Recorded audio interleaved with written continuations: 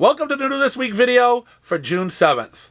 Now remember to stay to the end. I'm going to give you my pick of what I'm looking forward to and the book that I'm kind of looking least forward to. There's a lot I'm looking least forward to. Pretty much half this video is probably it. But that is business though. So we'll get that done. We'll get that done, and we'll start right now. I'm going to start with Almighty number 5. Mark Millar, The Ambassadors, number 6.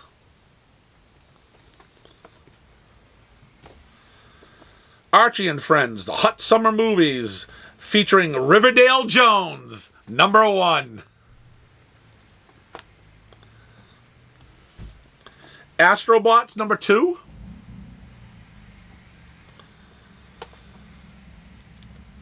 We've got Images Blood Tree, number 5.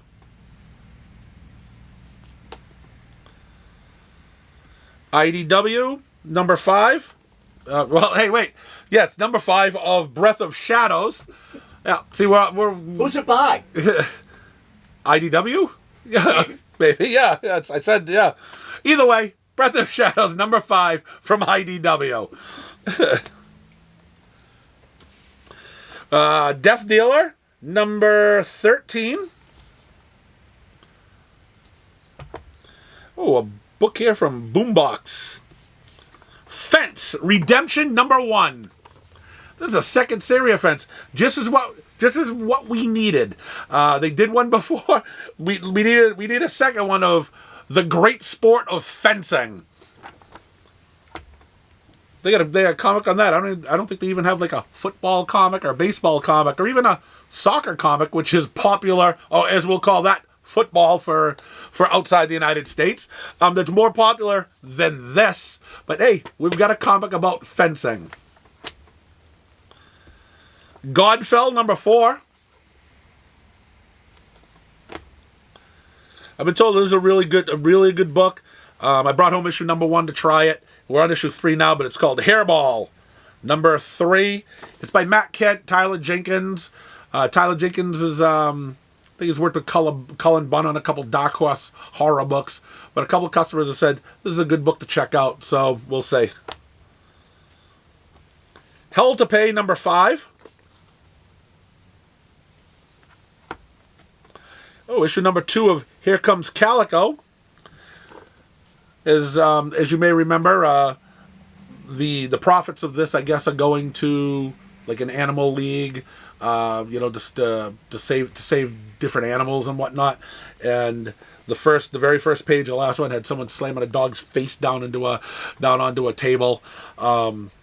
We made a joke about it. There was someone that was upset about it, but again, it's a joke. Of course, we're not happy that they're even abusing animals in a comic, but welcome to the real world. Animals get abused. These guys are trying to stop the abuse of animals. Howard Chaykin's Hey Kids Comics, number 3. Number 3. I Hate This Place, number 9. Some of my friends even say that to me. And I don't know why. I mean, because this is a business. You should separate your friends and business. But, they come in, they say, I hate this place. But I'm still their friend afterwards, though. In Hell We Fight, number 1. Jimmy Robinson's Junk Rabbit, number 3.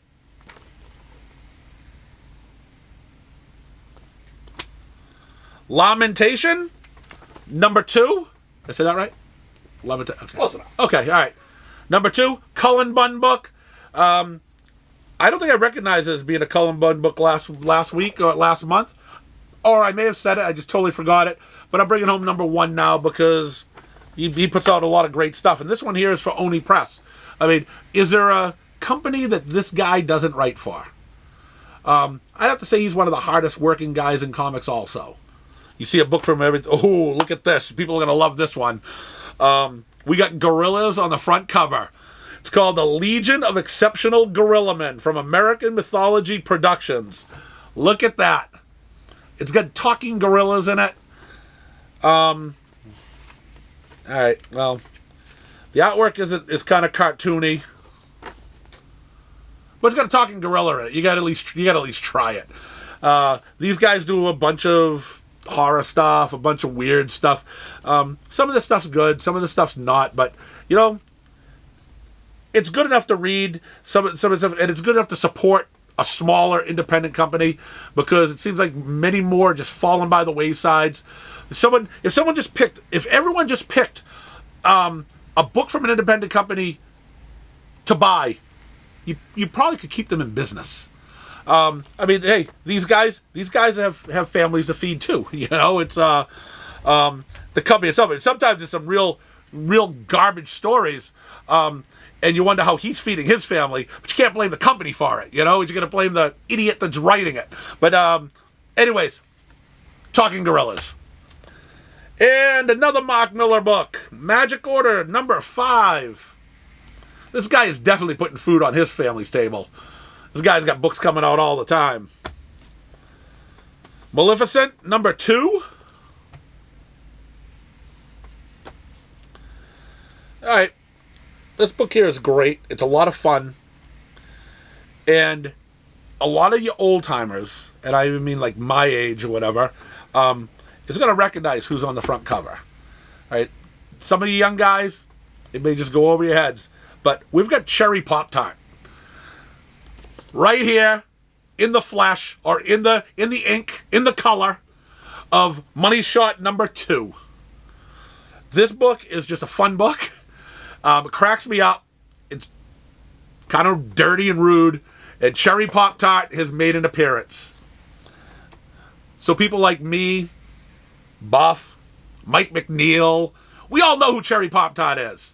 She was great back in the day. And for my friend Ken, I'm sorry, friends in business are different. For my customer Ken, My Little Pony number 13. Scott Snyder, Tony Daniel, Noctera number 15. It's gonna be almost over or something. Or is this thing going on forever? Now I haven't picked this up, and it probably won't. Once Upon a Time at the End of the World. It's got Jason Aaron's name on it. I'm having trouble even wanting to read any of his stuff anymore. Oh, number 6. Yes, number 6. I don't know. I'm definitely not reading any of his mainstream stuff. If people start giving me a shout out, or hey, you should read this new independent from Jason Aaron, it's good, maybe I'll try it. I'm going to leave the viewers and the people who come in here, and maybe my friends, to give me if I should be reading some of Jason Aaron's stuff. But right now, he's been fired. Well, it was a good book. Phantom Road, number 4. Jeff Lemire. Again, he's hit or miss with a lot of books. So far, this is decent. Who knows? Sometimes he has trouble sticking the landing, though. But at least Dustin Wynn isn't doing the artwork. The artwork is at least tolerable in this. So it makes it a better book. When he teams up with Dustin Wynn, which he does quite often, your eyes bleed and you can't read the story. Oh, here's another American Mythology Productions book, Rawhead Reborn. Now, look at that absurd cover. This is going home too to be read. Just how can you not open this book up and look at it? I mean, what is that? Don't know, but I'm going to after tonight. All right, Spawn 342. You go, Todd McFarlane. And we've got a Spawn Origins Collection, Volume 25. A book that I know nothing about and care less too is Star Signs, number 2.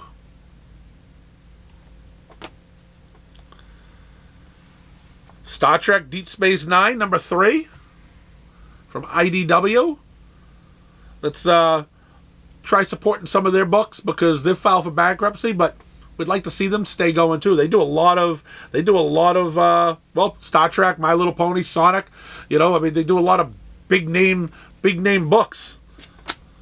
But, you know, try some of their creator-owned stuff. Some is good. Some are good. Excuse me. I speak English. We got Star Trek Defiant, number 4. Emma Kubert, Strong Heart, number 4. You have to have a strong heart to actually be reading this book. Because partway through it, it may just stop. Ooh. Something from Scout called Sudden Death. The title makes me want to buy it. Let's look at it. It's number 1. Oh, the artwork kind of makes me not want to buy it. It's all blue. I'll have to do some investigative work here to see if it's worth reading. This book though was really good. Issue number 1 was awesome. Survival. This is issue number 2 from Dark Horse Comics. They've been putting out some good quality material lately. Ablaze number 6, Traveling to Mars.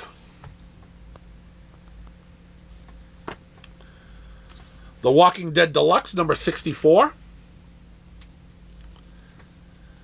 And we'll finish off the Independents with, rightly so, You've Been Canceled, number 1. Waiting for the show to get canceled. Some people have it their way it will.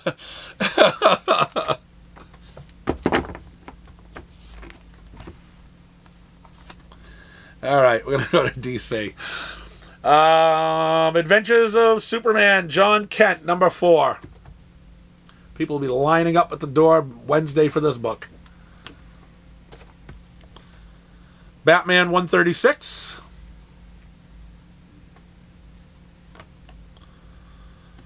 It's only been, I think, 2 years in the making, but we've got Dark Knights of Steel, number 11. Oh, here's a fun book that we all need to talk about. It's the Exercise Spectacular of the Flash, number 800. He is running fast on this cover. Look at how much of a meatball he looks like here. You know, how do you like that one, Corey? I mean, granted, Wally West, I think, is the best Flash. He's my favorite Flash. But last issue, he got beat up by a grandmother. She captured him and beat him up. Now he's running around. He's got some goofy smile on his face, giving it a little, hey, I'm the Flash, 800 issues. No. But there's at least, the one saving grace for this book is Jeff Johns and Scott Collins are teaming up for a story in this book. To me, they were the best Flash writer and artist ever on this book. So this would almost give me reason to actually open it up and look at it. Almost. But yes, here's the Flash. For all you Flash fans, bang, issue 800. Congratulations.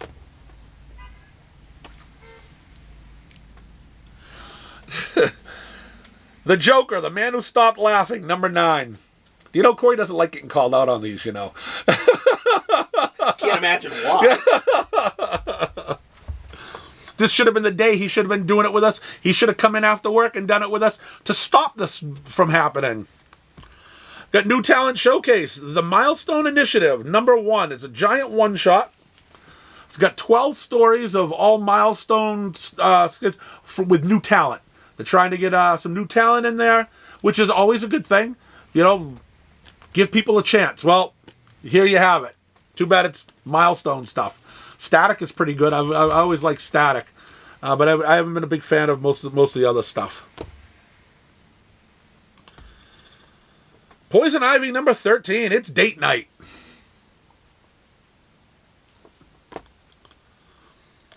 Scooby-Doo, Where Are You? Number 122. I tried watching a Scooby-Doo cartoon last night. It was Scooby-Doo and Courage the Courageous, the Cowardly Dog.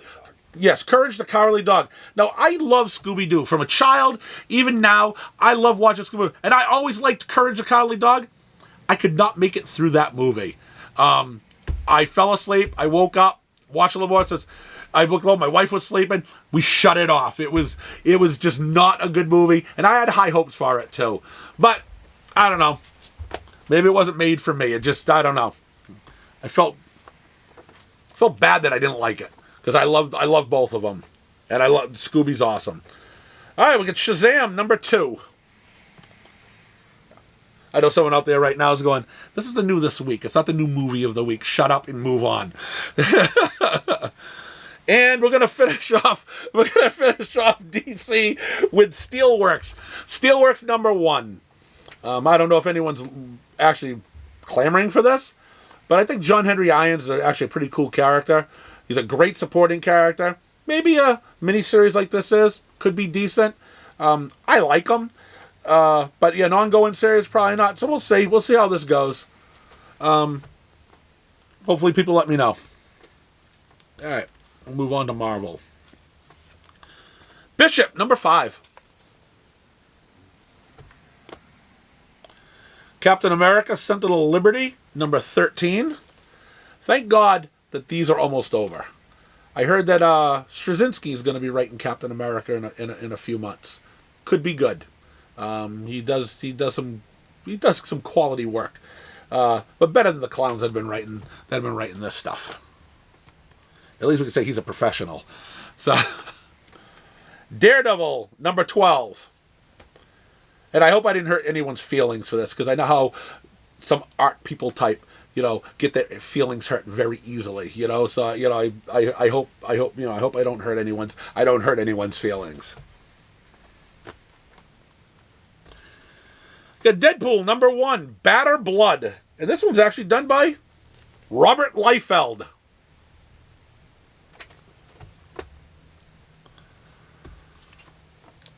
Fantastic Four #8, The Case of the Mystery Menace.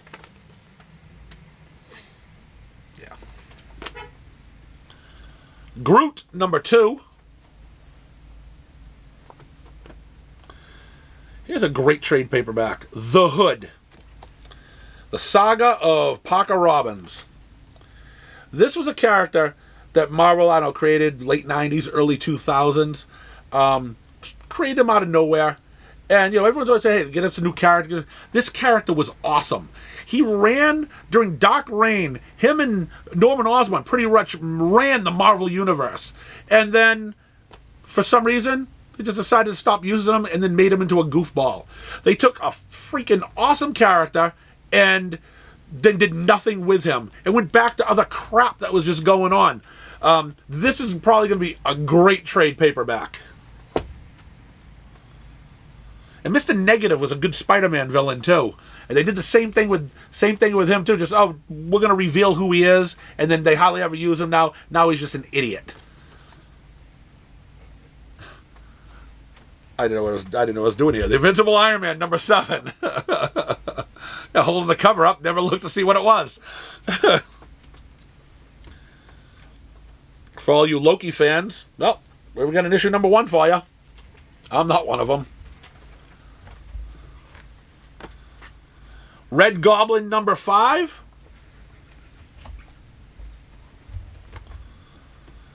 Dan Slott's and Mark Bagley's Spider-Man #9. And we have Spider-Man: The End of the Spider-Verse trade paperback. Unfortunately, it probably isn't.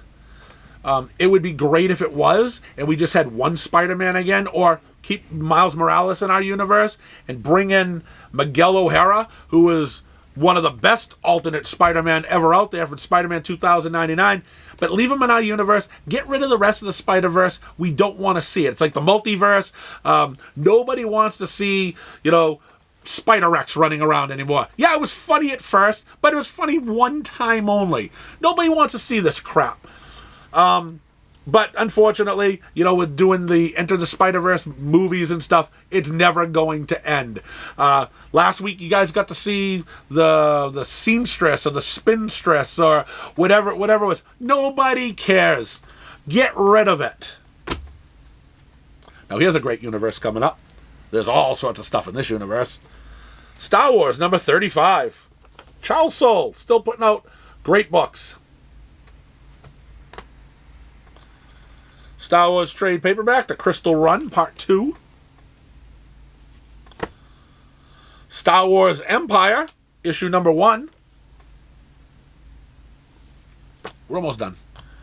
And Star Wars Yoda, issue number 8.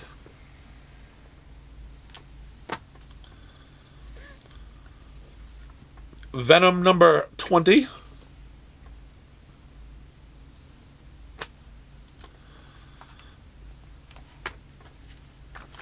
We're now having problems here. All the X books want to be read at once. X-Force, Volume 6, trade paperback.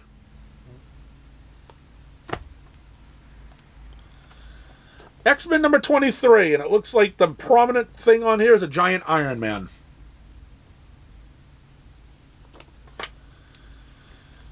Immortal X-Men number 12. And we're going to finish it off, well, with another X book. Sorry. X-Men Mutant First Strike number 1. All right, so that's what we have. That's what we have for that. Now, for the 2 books. The book that I'm probably looking forward to the least this week is Love Everlasting number 8. Wish this book would end. It started off, it was all right, you know. It's the throwback to the old soap opera books, you know, the old love stories and stuff. But it gets worse and worse. Tom King needs to disappear. He used to work for the CIA. I'm sure he knows how to do it. It's so he needs to disappear.